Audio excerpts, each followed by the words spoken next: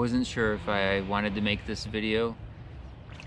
Not everyone wants to talk about how their pets have seizures, but I felt like I needed to make the video. Even just as I was setting up to record, Big Poof just had a seizure right behind me in the pool, and that's why I'm a little bit wet, because I took her out of the pool to make sure that she wouldn't possibly drown. There's 3 reasons why I thought I should make this video now.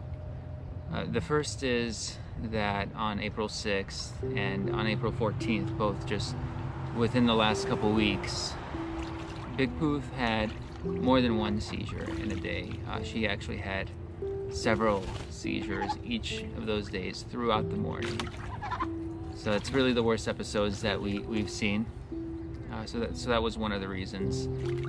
Another reason is that in April, or earlier this month, on 2 separate occasions with 2 different neighbors, they witnessed our Big Poof, our white-crested duck, having seizures. And while we'd warned our neighbors that sometimes one of our ducks, this only happens to Big Poof, has seizures, it let us know if she's having them. We'll make sure we hold her so she doesn't hurt herself, bang her head on something hard or anything. So we've warned some people about this, but this is the first time anyone's actually seen it. And our duck's 1-year-old now. You can tell on the look on their faces, they were horrified by what they saw. So seeing that reaction also made me want to make this video. But thirdly, we also now have a video on our channel which has gotten more than 2,000 views on YouTube. So as that video is picking up and people are commenting about how cute the Poof is, and she really is cute, we do also want to share the other side of the story, that white-crested ducks have a genetic mutation that leads to the Poof, which certainly has some consequences. In the rest of this video, I'll share a little bit of background on white-crested ducks. I'm going to show a video from earlier in the week about Big Poof having a seizure. So I'll let you know before that's on, so you can skip over that part if you want to. And then I'll talk a little bit more about our experience with seizures over the last year. As you might have seen from the duck eggs video, I take data on everything. So I'll be able to talk a little bit about how frequently the seizures actually happen. Ducks in the wild actually can form these crests, poofs, hairdos as well, but it's pretty rare, maybe 1 in every 200,000 ducks. White-crested ducks have been bred for this genetic deformality because it's aesthetic, but there's consequences with that breeding. If you plan to breed white-crested ducks, then it's 25% of them won't live past a week or won't hatch. I'm not exactly sure. I'd read about this before we got our ducks, but we weren't planning on breeding them, so it wasn't really an issue for us. The white-crested ducks, as you might see in our ducklings video, I talked about it there, they were the only ones available in April of 2020 during the beginning of the pandemic. And we got our khaki Campbells a month later when we were finally able to find some other ducks. So they weren't our first choice for breed because we'd already heard about the genetic deformality, but we didn't realize that it also came with the potential for neurological disorders. We called the farm store, we talked to them, the farm store that we picked up the ducks from.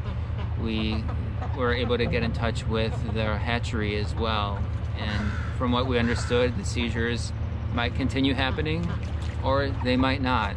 So we kept on raising them and just being careful with the seizures when they occurred. We did also make sure that we add a couple of particular supplements to their food. Wendy takes care of that, so maybe I'll put it in the comments section if she shares that with me later. But it hasn't eliminated the seizures, so we're not really sure if that's really doing anything. After a while, her seizures were less frequent. There were times when she went for 2 or 3 months without a seizure, but after those periods, it would come back hard and she would have them more frequently.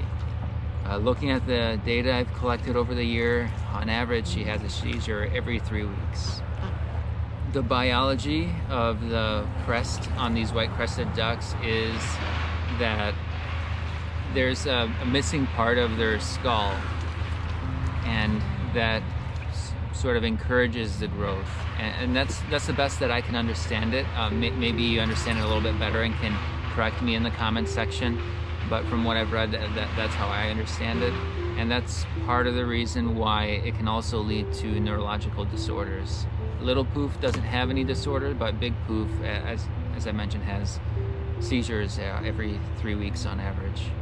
So here's the video of the seizure that I captured on video earlier, and I didn't take any videos of her just flopping around on the ground like a fish, shaking her head violently. Every time she has a seizure, whether I see it or Wendy sees it, we pick her up and try to support her. She's actually a very skittish duck and doesn't like being picked up otherwise, but she seems to like it when we pick her up and pet her during the seizure to comfort her. She'll stay with us for a little bit afterwards until she finally gives us a few quacks and says, okay, she's ready to hop off our lap now.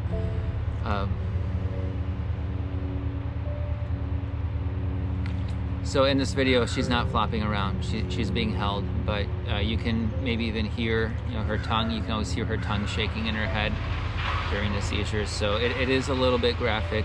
So if you want to skip past it, I'll put a link in the description so you can skip past it easily. Poor girl.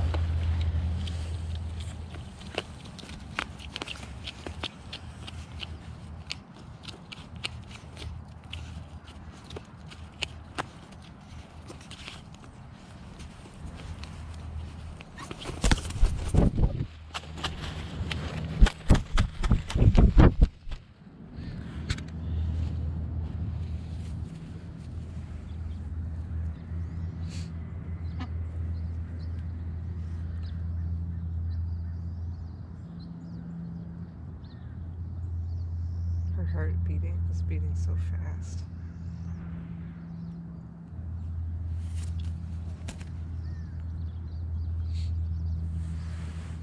So what, the 4th seizure this week that we've seen?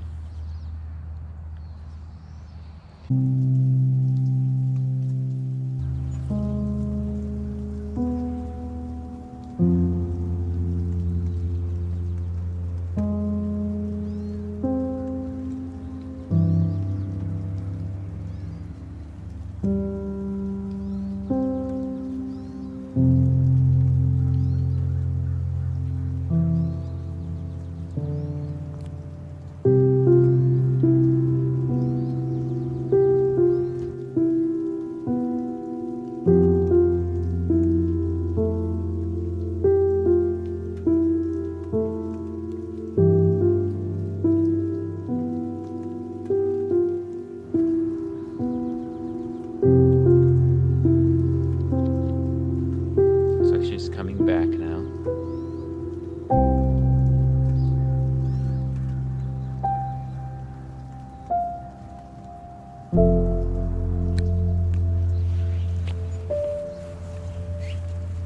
Welcome back, Big Poof.